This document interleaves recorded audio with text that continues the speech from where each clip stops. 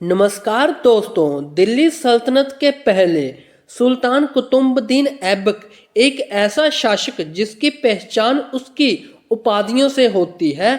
आज की इस वीडियो में जानेंगे वे उपाधियां क्या थी और उनका ऐतिहासिक महत्व क्या था। तो चलिए शुरू करते हैं। तो चलिए फ्रेंड्स, अब हम कुतुबुद्दीन की उपाधियों के बारे में पढ़ लेते हैं। पहली उपाधि क्या है इसकी? ऐबक ने खुद को सुल्तान घोषित नहीं किया था। ऐसा क्यों?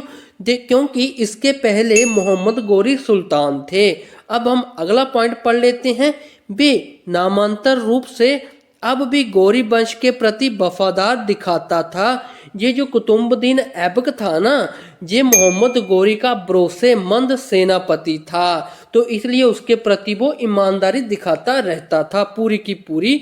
अगला पॉइंट पढ़ लेते हैं। इससे क्या हुआ? देखो, इसलिए उसे अर्ध स्वतंत्र शासक भी कहा जाता है। किसको? कुतुबुद्दीन ऐबक को अर्ध स्वतंत्र शासक भी कहा जाता है। तो ऐसे ही आगे हम एक और इंटरेस्टिंग पॉइंट आपके लिए लेके आते हैं, तो अपने वीडियो में बने रहना है। भारत में किसी भी शासक की स्वतंत्रता सत्ता दो प्रतीकों से पहचानी जाती है। जैसे सिक्के और खुतबा से इनकी स्वतंत्रता पहचानी जाती है। तो पहला पॉइंट क्या है इनका? ऐबक ने अपने नाम के स्वतंत्र सिक्के नहीं चलवाए। तो किसने चलवाए थे? ये एक पहला क्वेश्चन आपके लिए। तो ये सिक्के मोहम्मद गोरी के नाम से चलाए गए थे। ठीक है, पहला पॉइंट। अगला पॉइंट आपको बताते हैं, ये कुतुबुद्दीन ऐबक के नाम से क्यों नहीं चले? क्योंकि कुतुबुद्दीन ऐबक थे ना, जो अर्ध स्वतंत्र शासक माने जाते थे। ओके, तो पूर्ण स्वतंत्र शासक कौन माने जाते थे? मोहम्मद गोरी। मोहम्मद गोरी पूर्ण स्वतंत्र शासक माने जाते थे, तो इसलिए सिक्के मोहम्मद गोरी के नाम से चले हैं। क्लियर हुए आपको? ये पॉइंट लिख लेने कॉपी पेन पे। तो अब हम अगला पॉइंट पढ़ लेते हैं। देखो, बहुत ही इंटरेस्टिंग पॉइंट है आगे वाला। खुतबा भी मोहम्मद गोरी के नाम पर पढ़ा जाता है। अब ये बताओ खुतबा क्या है? देखो, खुतबा हम आपको बताते हैं, लिख लेना है। जुमे बोलते हैं इसको। जुमे की नमाज में पढ़ा जाने वाला शासक के नाम का धार्मिक घोषणा पत्र होता है। ओके, तो फिर से एक बात बताते हैं, खुतबा किसके नाम से पढ़ा जाता है? मोहम्मद गोरी के नाम पे पढ़ा जाता है। ओके, अच्छा, अब ये पढ़ लेते हैं। ये दिखाता है कि उसने सत्ता को धीरे धीरे मजबूत किया। मतलब कि कुतुबुद्दीन ऐबक ये दिखाते हैं कि उसने बिल्कुल धीरे धीरे सत्ता को मजबूत किया हुआ है। ऐसे ही हम नेक्स्ट इंटरेस्टिंग पॉइंट की ओर मूव ऑन हो जाते हैं।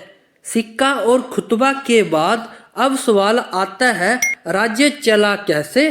प्रशासन किसके हाथ में था? तो आइए हम इसको पढ़ते हैं। प्रशासनिक व्यवस्था से तो पहला पॉइंट क्या है? देखो, प्रशासन का आधार सैन्य शक्ति था। तो आपने एक काम करना है, सैन्य शक्ति के बारे में मुझे कमेंट बॉक्स में बताना कि होती क्या है ये। ओके, अगला पॉइंट हम पढ़ लेते हैं। योग्य गुलामों को ऊंचे पद दिए गए। जो योग्य थे और गुलाम थे, ठीक है, उनको ऊंचे ऊंचे पद दिए गए। अगला हम पॉइंट पढ़ लेते हैं। तुर्क अमीरों पर ज्यादा भरोसा किया। जो तुर्किस्तान में जो अमीर लोग थे ना, उन पे ज्यादा भरोसा किया, तो इसलिए उनकी प्रशासनिक व्यवस्था मजबूत हुई। ऐसे ही और अन्य इंपॉर्टेंट पॉइंट के बारे में आगे हम पढ़ लेते हैं। तो चलिए अब हम सैन्य नीति के बारे में पढ़ लेते हैं। पहला पॉइंट क्या है इसका? भारत में पहले से जीते हुए क्षेत्रों को संभालना उसका मुख्य लक्ष्य था। मतलब कि भारत में जो क्षेत्र इन्होंने जीते हुए थे ना, युद्धों में या आक्रमणों में, वो उनको संभालने लग पड़े थे। अगला पॉइंट पढ़ लेते हैं। मतलब नए बड़े आक्रमण नहीं किए। मतलब इसके अलावा कोई भी इन्होंने युद्ध नहीं किया, कोई भी आक्रमण नहीं किया नया। ओके, अगला पॉइंट हम पढ़ लेते हैं। विद्रोही राजपूत सरदारों को दबाया। मतलब जो राजपूत थे, सरदार थे, उन लोगों को इन्होंने दबाना शुरू कर दिया या दबा दिए गए थे। ओके, तो ऐसे ही हम आगे पॉइंट और जान लेते हैं।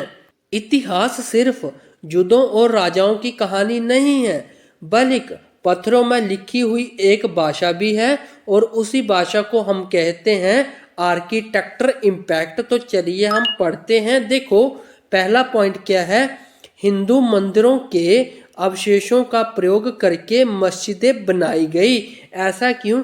देखो पहले जो लड़ते थे, युद्ध करते थे, आक्रमण करते थे, उसमें क्या होते थे, जो हिंदू मंदिर होते थे ना वो टूट जाते थे। ठीक है, इनका कुछ हिस्सा बच जाता था मंदिरों का।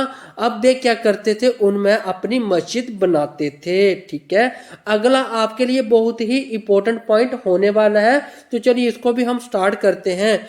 इंडो इस्लामिक स्थापत्य शैली की शुरुआत हुई कैसे और ये होता क्या है? ठीक है, इसकी शुरुआत हुई थी 13वीं शताब्दी में हुई थी। ओके, आपने ये लिख लेना है, मोहम्मद गौरी के टाइम में हुई थी। अब इसका मीनिंग हम समझ लेते हैं। देखो ध्यानपूर्वक सुनना अपने, जब भारतीय स्थापत्य परंपराएं और इस्लामी स्थापत्य शैली आपस में मिलती हैं तो जो नई शैली बनती है उसे इंडो इस्लामिक स्थापत्य शैली कहते हैं। क्लियर हुआ इतना पॉइंट? फिर से बोल देता हूँ, जो भारतीय और इस्लामी स्थापत्य शैली होती है ना, जब ये दोनों आपस में मिलाई जाती हैं तो इसको इंडो इस्लामिक स्थापत्य शैली कहते हैं। क्लियर हुआ आपको ये पॉइंट? अब हम आगे पढ़ लेते हैं। ये शैली आगे इल्तुतमिश और खिलजी काल में विकसित हुई है। तो चलते हैं हम नेक्स्ट पॉइंट की ओर। धन छीन सकता है लेकिन विद्या कभी छीनी नहीं जा सकती। धन खत्म हो जाए तो इंसान गरीब हो सकता है, पर विद्या हो तो इंसान कभी असहाय नहीं होता। तो चलिए हम पढ़ते हैं विद्या और दान से। पहला पॉइंट क्या है, ये जो कुतुबुद्दीन ऐबक थे ना, ऐबक को लाख बख्श कहा जाता था। अब ये लाख बख्श क्या है? देखो लाख बख्श कोई जगह नहीं है, ये एक कुतुबुद्दीन ऐबक की उपाधि है, टाइटल है इसका। इसको लाख बख्श को क्या बोला जाता है, इसका अर्थ क्या है? लाखों को दान करने वाला, इसको बोला जाता है लाख बख्श। ओके, और ये बहुत दानी था। लेकिन अगर आप स्थान पूछ रहे हो तो महत्वपूर्ण बात यह है कि कुतुबुद्दीन ऐबक का मकबरा लाहौर में है। ठीक है, ये मैंने आपको बता दिया है। अगला पॉइंट हम पढ़ लेते हैं।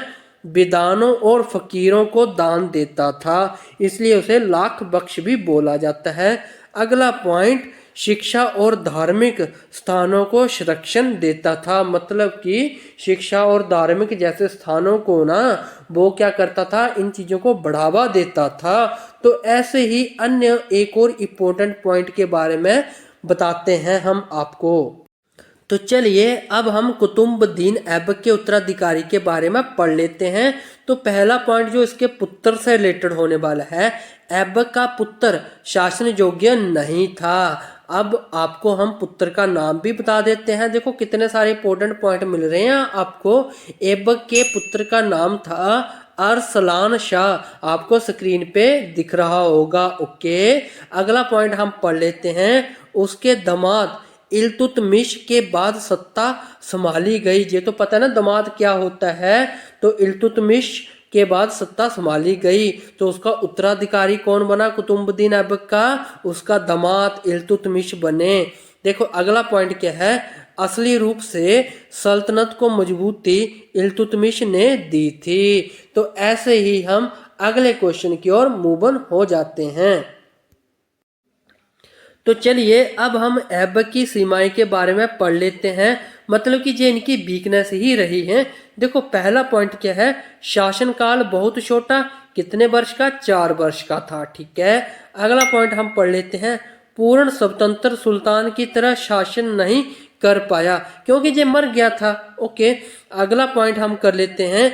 व्यवस्था को पूरी तरह संस्थागत रूप नहीं दे सका, पर फिर भी इसने कुतुबुद्दीन ऐबक ने सत्ता को थोड़ा सा मजबूत किया था। ओके, तो ऐसे ही हम अगले पॉइंट की ओर मूव ऑन हो जाते हैं। तो चलिए अब हम इतिहासकारों की राय के बारे में पढ़ लेते हैं। देखो मेन 2 ही पॉइंट हैं, ऐबक कुतुबुद्दीन ऐबक नींव रखने वाला शासक था। ओके, अच्छा अगला पॉइंट क्या है, इल्तुतमिश इसका दामाद था, निर्माण करने वाला शासक था। इसने ऐबक ने नींव रखी थी और इल्तुतमिश ने निर्माण किया था। ऐसे ही हम अगले पॉइंट को पढ़ लेते हैं। दोस्तों अब हम कुतुबुद्दीन ऐबक के इतिहास से कुछ फास्ट एमसीक्यू करेंगे एसएससी, रेलवे और सभी एग्जाम के लिए, तो ध्यान से सुनिए और जवाब दीजिए। चलो शुरू करते हैं। पहला क्वेश्चन क्या है, कुतुबुद्दीन ऐबक की उपाधि क्या थी? तो पढ़ते हैं सुल्तान हिंद, ऑप्शन बी सिकंदर सानी, या ऑप्शन सी लाख बख्श, या ऑप्शन डी अमीर ए हिंद। ठीक है, तो कौन सा इसका राइट आंसर होने वाला है? ऑप्शन सी इसका राइट आंसर है, लाख बख्श। अभी अभी हम आपको ऊपर पढ़ा के आए हैं। तो चलिए हम नेक्स्ट क्वेश्चन की ओर मूव ऑन हो जाते हैं। ये रहा आपके सामने नेक्स्ट क्वेश्चन, ऐबक के शासन का मुख्य आधार क्या था? तो देखो पहला ऑप्शन क्या है, धर्म, ऑप्शन बी प्रशासन, ऑप्शन सी व्यापार, या ऑप्शन डी सैन्य शक्ति। तो क्या है इसका राइट आंसर? ऑप्शन डी इसका राइट आंसर है, सैन्य शक्ति। ऐसे ही हम नेक्स्ट क्वेश्चन की ओर मूव ऑन हो जाते हैं। तो ये रहा क्वेश्चन नंबर 3, पढ़ते हैं। कुतुबुद्दीन ऐबक के समय खुतबा किसके नाम पर पढ़ा जाता था? तो option A Aibak, option B Iltutmish, option C Mohammad Ghori, या ऑप्शन डी बलबन। तो किसके नाम से पढ़ा जाता था खुतबा? तो ऑप्शन सी मोहम्मद गोरी के नाम से पढ़ा जाता था। ऐसे ही हम नेक्स्ट क्वेश्चन को पढ़ लेते हैं। इंडो इस्लामिक स्थापत्य की शुरुआत किसके काल में हुई थी? Option A Mohammad Ghori, option B Iltutmish, option C Qutbuddin Aibak, या ऑप्शन डी अलाउद्दीन खिलजी। तो क्या इसका राइट आंसर होने वाला है? Option C Qutbuddin Aibak. तो ऐसे ही हम नेक्स्ट क्वेश्चन को पढ़ लेते हैं। नेक्स्ट क्वेश्चन ये रहा, कुतुबुद्दीन ऐबक के उत्तराधिकारी कौन बने? Option A Balban, option B Razia Sultan, option C Alauddin Khilji, या ऑप्शन डी इल्तुतमिश। तो क्या है इसका राइट आंसर? इसका राइट आंसर है ऑप्शन नंबर डी इल्तुतमिश। ऐसे ही हम एक और नेक्स्ट क्वेश्चन को पढ़ते हैं। हाँ क्वेश्चन नंबर 6, तो आइए इसको पढ़ते हैं।